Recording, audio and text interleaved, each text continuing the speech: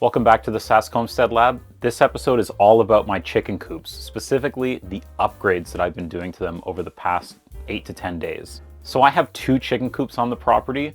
Both of them were here when we bought the place. I'm actually in my other unused chicken coop right now, just because it is super cold and super windy outside, so this is where I'm filming. Both of these chicken coops appear to be insulated, but I don't really know what they were used for on the property or how.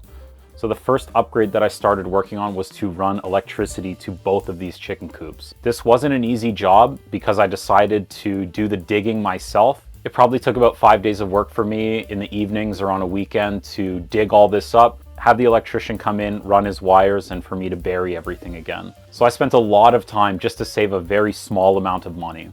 It wasn't easy, it was super exhausting, but we made it just before the snowstorms hit. And this snow is not going away until the spring. It is cold. Now I've spoken with farmers in the area, and some of them have told me that they're able to keep chickens over the winter without any heat, and in some cases with barely any water. But I don't really have any experience with chickens. This is my first year, and I don't really want to take any chances. I decided it was better for me to wire them up so I can heat the chickens if I have to, heat water, do anything else I need to do in there, and not worry about it. Now, let's talk about heating water for a few minutes, because I actually had a system in place that I ripped out. That's what this is behind me, and I've replaced it with something else. So let's talk about what I had before. So what I have here is a 50-gallon food grade barrel that I got really cheap. I put a rain barrel hose spigot at the bottom of it, and I basically hooked it up to this poultry waterer, which has a float valve in it. This hose just kind of goes into that spigot, and the float valve keeps it full.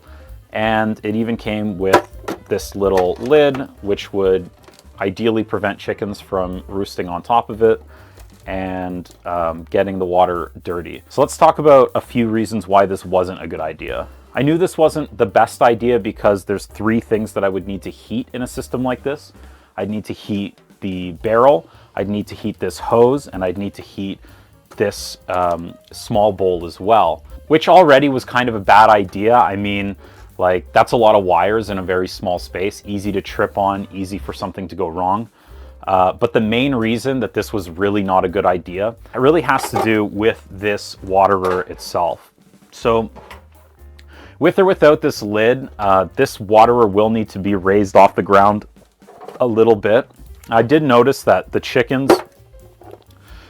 were having some trouble getting under here because they'll peck at this thing and it'll move, or they'll brush by it and it'll move, and eventually it will lower. This is an adjustable threaded rod kind of lid with a nut in here, but the leverage all the way out here on that nut, because the nut's sort of embedded in the plastic, is there was just no way to stop it from turning. I tried a few different things. I did everything I could think of short of scarring the threads to stop it from turning. I didn't really want it to not be adjustable in the future, so I didn't do that, but this wasn't really useful. And I also noticed that my rooster had a little bit of trouble getting all of his headgear under here, even at the higher settings. So I don't think this lid was very good. That takes away a lot of the utility out of this tool. And probably the worst thing about this bowl right here is that if it knocks over, remember, you kind of have to keep it raised to either keep it clean if you're not using the lid, or for the chickens to get under that lid if you do choose to use it.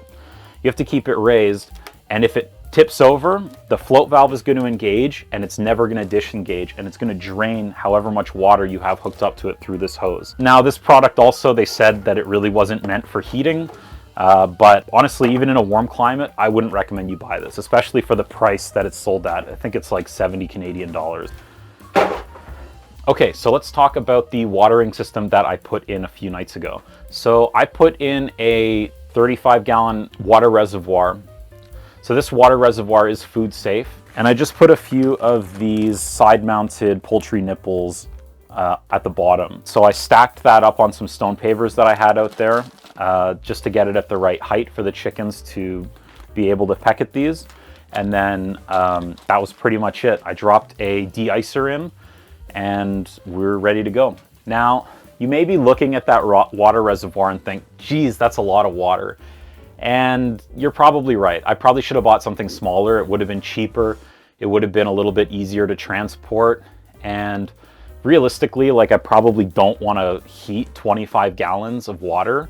That's just going to run up the electricity cost. However, I did like the option of having a lot of water in the event that it's very cold and I don't feel like hauling water out to these chickens. The nearest water source to my chickens is probably, let's say 140 feet away. And I just really don't want to fill up 5-gallon buckets and haul those on the regular. So having something that stores a lot of water to me was beneficial. This was actually the smallest food safe thing I could get on short notice. But if I could go back in time, I'd probably try and go to either a brewing supply store or a restaurant supply store and get some kind of food safe drum that's like, 10 gallons, maybe 15, 20 gallons. So a good option might be one of these Rubbermaid Brute garbage bins.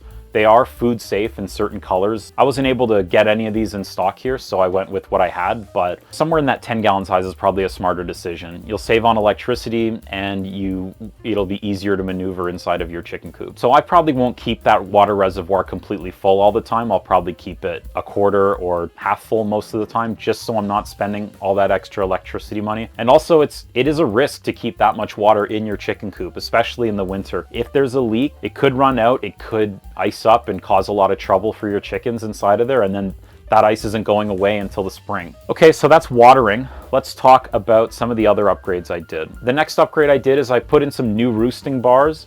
These are just some 2x4s from some framing that we had ripped out of our house from a renovation. I heard that having a wider roosting bar is good for the chickens to sit on their feet entirely without them kind of curling over something smaller or rounder. That just prevents frostbite on their toes. So I went ahead and cut those up and just put them on.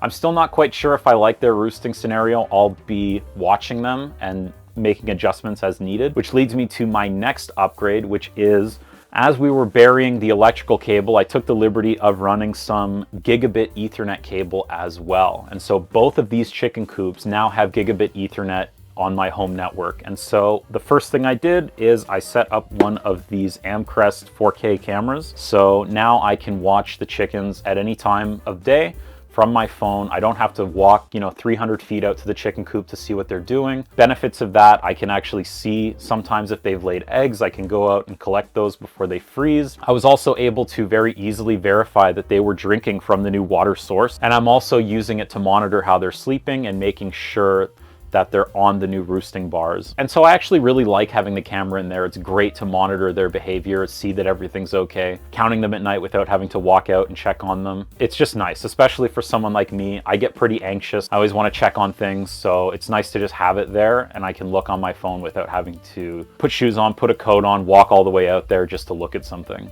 I really like. And in the future, I'll be using this Ethernet to extend my Wi-Fi access across the property. That's really important to me, to have as much monitoring instrumentation as possible. And we'll be making a lot more videos on that in the future as I kind of get that stuff up and running. The last thing I did is, you may have actually noticed in some of the earlier footage, the nesting boxes in my chicken coop were actually quite high, so I lowered those to a much more reasonable height. My chickens were sleeping in those nesting boxes, which I didn't particularly like. It makes for messier eggs. I really only had them that high because I wanted the nesting boxes to cover this massive gaping hole that I have in this barrel down here. So now that that's out, I dropped those nesting boxes down and I'm happier with how they're using them. So that's gonna wrap it up for this video. Those are the upgrades I've made so far. I will be making more upgrades as we go forward. If you have any questions about what I've done or why, leave a comment. I'm happy to answer them. And if you have suggestions for what I'm doing wrong or what you think I should be doing, leave a comment as well. I'm still learning with chickens and I'm happy to hear your opinions.